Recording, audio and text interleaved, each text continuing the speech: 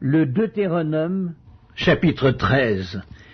S'il s'élève au milieu de toi un prophète ou un songeur qui t'annonce un signe ou un prodige, et qu'il y ait accomplissement du signe ou du prodige dont il t'a parlé en disant « Allons après d'autres dieux, des dieux que tu ne connais point, et servons-les », tu n'écouteras pas les paroles de ce prophète ou de ce songeur, car c'est l'Éternel votre Dieu qui vous met à l'épreuve pour savoir si vous aimez l'Éternel votre Dieu de tout votre cœur et de toute votre âme. Vous irez après l'Éternel votre Dieu et vous le craindrez. Vous observerez ses commandements, vous obéirez à sa voix, vous le servirez et vous vous attacherez à lui.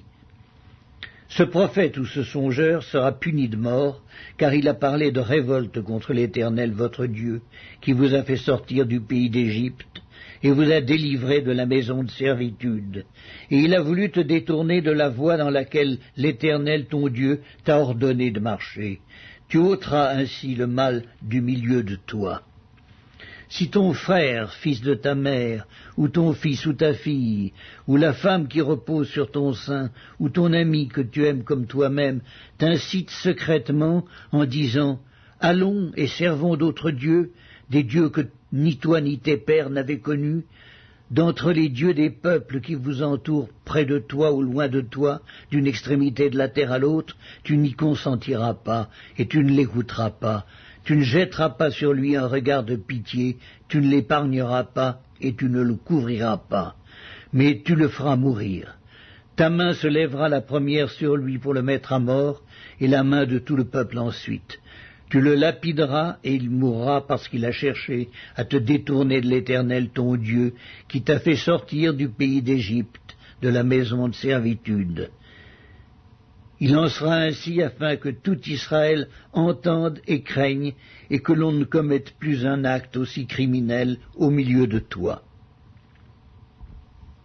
Si tu entends dire au sujet de l'une des villes que t'a données pour demeure l'Éternel ton Dieu, des gens pervers sont sortis du milieu de toi et ont séduit les habitants de leur ville, en disant « Allons et servons d'autres dieux, des dieux que tu ne connais point », tu feras des recherches, tu examineras, tu interrogeras avec soin.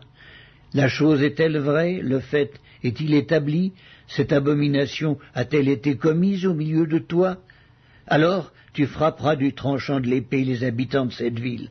Tu la dévoueras par interdit avec tout ce qui s'y trouvera, et tu en passeras le bétail au fil de l'épée.